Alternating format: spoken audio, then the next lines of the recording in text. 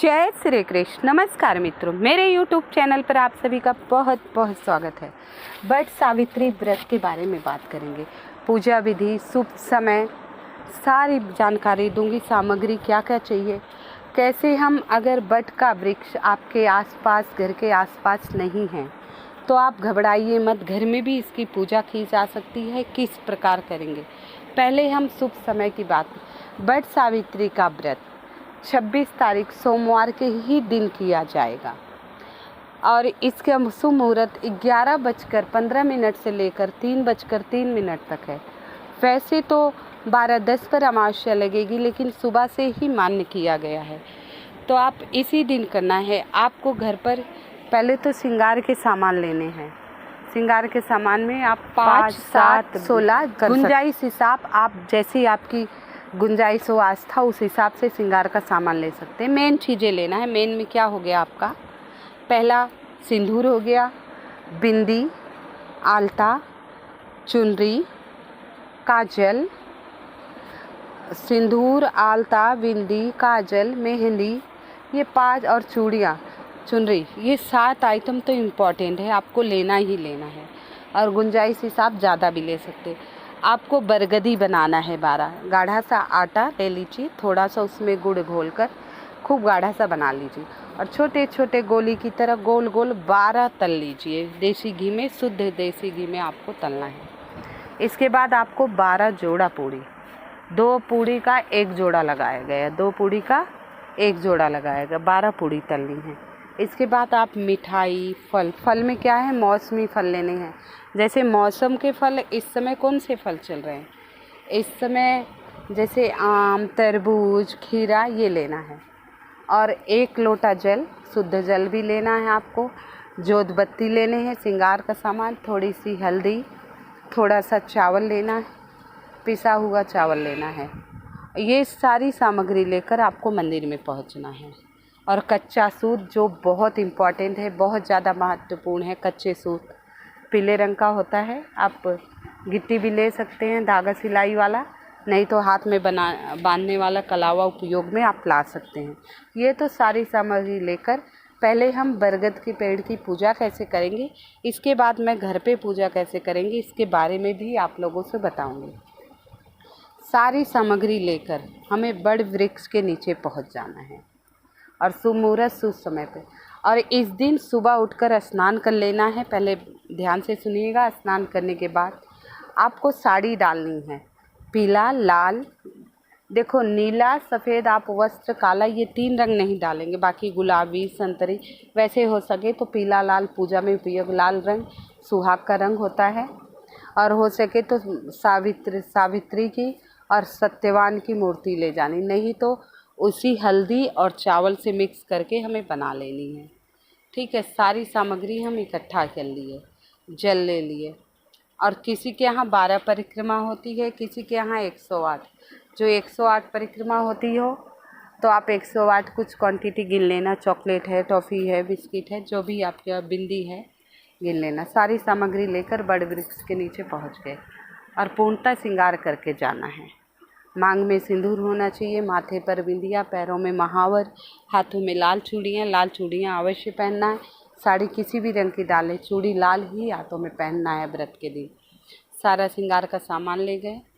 अब बड़ वृक्ष के नीचे गए, वहाँ पहले साफ़ सफाई अच्छे से कर दीजिए।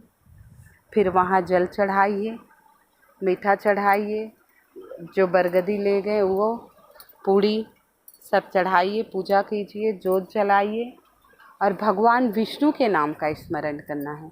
जेठ मास भगवान विष्णु को ही समर्पित है। इसके बाद आपको 108 7 कच्चा सूत लपेटते हुए परिक्रमा करनी है।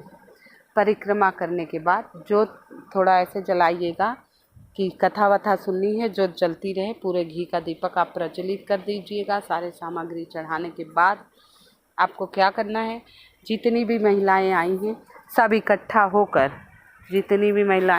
सब इकट्ठा होकर वहाँ वट सावित्री की कथा सुनेंगी। देखिए, और जो व्रत नहीं करती, जिनके यहाँ ये व्रत नहीं होता, वो भी चाहे उन महिलाओं में शामिल हो, कथा ज़रूर सुने। मत फेरा कीजिए, उनसे प्रसाद लीजिए, कथा सुनिए। सिंदूर का बड़ा महत्व होता है।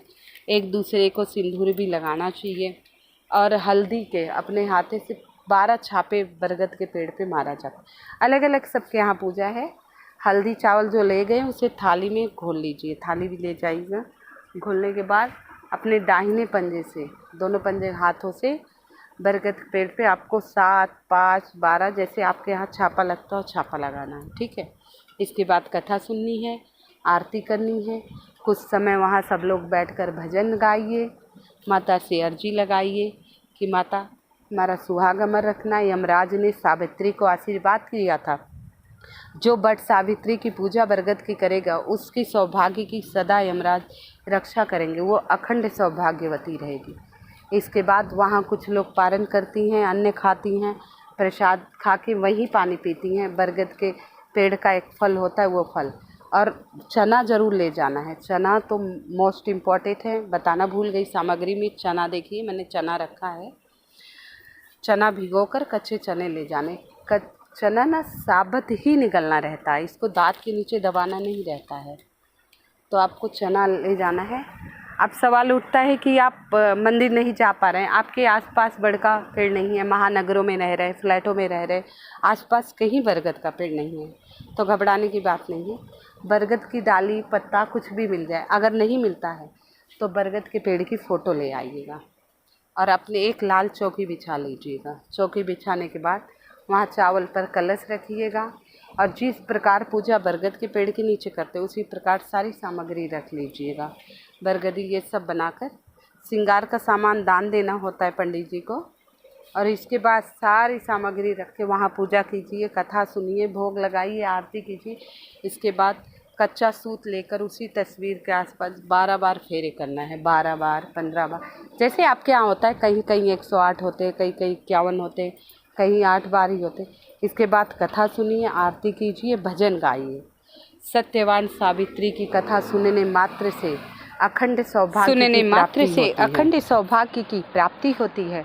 और इस दिन आप थोड़ा सा आटा भून कर चीनी मिलाकर आप बरगद के वृक्ष के नीचे जा रहे हैं, पीपल का वृक्ष मिले या बरगद का तो है, वहाँ चींटियों के लिए अवश्य डाल देना।